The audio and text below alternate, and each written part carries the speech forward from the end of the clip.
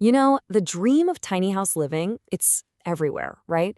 The idea of freedom, simplicity, a smaller footprint, it's super appealing.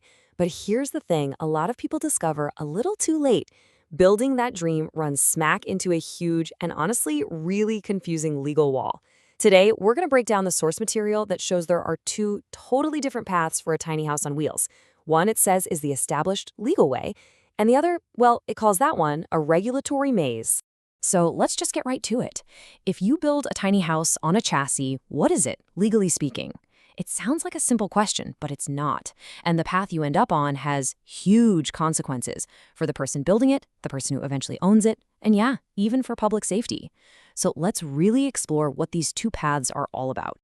Okay, so all of this big confusion really boils down to two competing terms. They sound kind of similar, but according to our source, they exist in completely different legal universes. We're talking about the tiny house on wheels, or THOW, and this newer idea of a small residential unit, or SRU. Now, here's where it gets really interesting. A THOW and an SRU can look pretty much identical. They're both sitting on a wheeled chassis, right? But the argument in our source material is that their legal DNA is from different planets. One is treated like a vehicle, so it plugs right into existing federal and state laws. The other gets shoved into this brand new, undefined category that, well, creates a whole mess of problems. All right, enough talk. Let's look at the proof. We're about to dive into a direct side-by-side comparison that's pulled straight from the source documents. This is going to show you how these two paths stack up against 25 different legal and practical checkpoints, everything from federal registration down to getting a title from the DMV. And here we go. I mean, just look at this. The difference is just wow. On the left, the tiny house on wheels path, it gets a yes for every single point. Federal NHTSA registration, yes. A legally issued vehicle identification number, a VIN, yes. It meets federal motor vehicle safety standards, yes. And the big one, can you get it registered and titled at the DMV? Absolutely, yes. Now look over at the small residential unit column. It's just a wall of no's. No clear legal way to even use public highways, no way to register it, no clear path for consumer confidence or local approval. This lays out the core argument perfectly. One is a system that works, and the other is basically a dead end. So the big takeaway here is pretty clear. The tiny house on wheels path, as it's described here, is already an established system. It works because it fits into the motor vehicle laws we already have, at both the federal and state level. This means there's a clear, lawful process that protects everybody, from the builder who can issue a legal VIN, to the buyer who can get a title and insurance, and even to the public who shares the road with. Okay, so this brings up a pretty obvious question. If the SRU category is such a legal and practical mess, why in the world does it even exist? Well, according to the source material we're looking at, this wasn't some accident. It was a deliberate strategy. This quote from the source just hits so hard because it perfectly captures the paralysis this whole thing creates.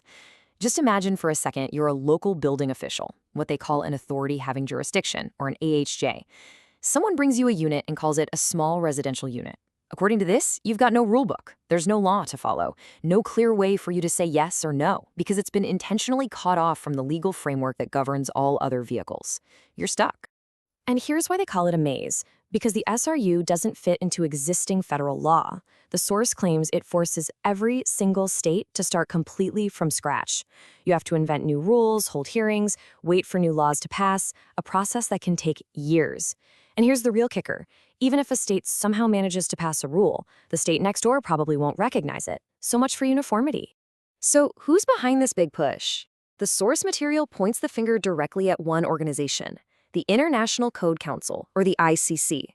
The document alleges that creating this whole small residential unit category is really a deliberate rebranding effort designed to push the existing lawful tiny house on wheels pathway right off the map.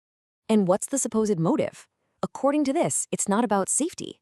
It's about market control. The argument is that this regulatory reset is designed to create hurdles that are just too high and too expensive for the small, independent, or artisan tiny house builders to ever clear. And who does that benefit? Well, it favors the big manufacturers who can afford to navigate a really complex pay-to-play certification system, a system run by an arm of the ICC itself. Now, this whole regulatory detour leads to what the source describes as its most alarming consequence. It's a side effect of trying to move a house-like object that has no legal status as a vehicle, and they have a name for it, the ghost trailer. So what exactly is a ghost trailer? It's a chassis built just to haul these SRUs or other modular units around. But, and this is the entire point, it is intentionally kept out of the whole Department of Transportation system. It's designed from the very beginning to operate in a complete legal blind spot.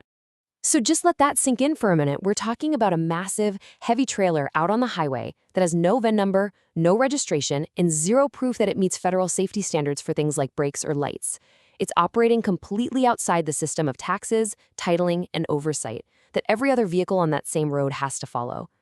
The source argues this isn't some loophole. It's a void that was created on purpose. Okay, let's pull all this together. What our source material has laid out is a really stark choice between two completely different models for the future of tiny homes built on a chassis. So on one hand, you have the tiny house on wheels path. It's a clear framework that uses the integrated federal and state vehicle laws that already exist. It's predictable, it's lawful. And on the other hand, you have the small residential unit path, which is presented as this complex, broken maze that forces states to reinvent the wheel, leading to nothing but delays and legal chaos. So the final verdict from this analysis is pretty blunt. It concludes that the small residential unit category wasn't created to make things safer or better. It was created to deliberately take apart a lawful system that was already working, all in an effort to reshape the market. And that really leaves us with the big question at the heart of this entire debate. When we see new rules and new categories being proposed for an industry like tiny homes, is the goal really to create helpful, uniform standards for everyone? Or is it actually an attempt to control the market, to decide who gets to build and who gets pushed out? It's a really critical question for the entire future of the movement.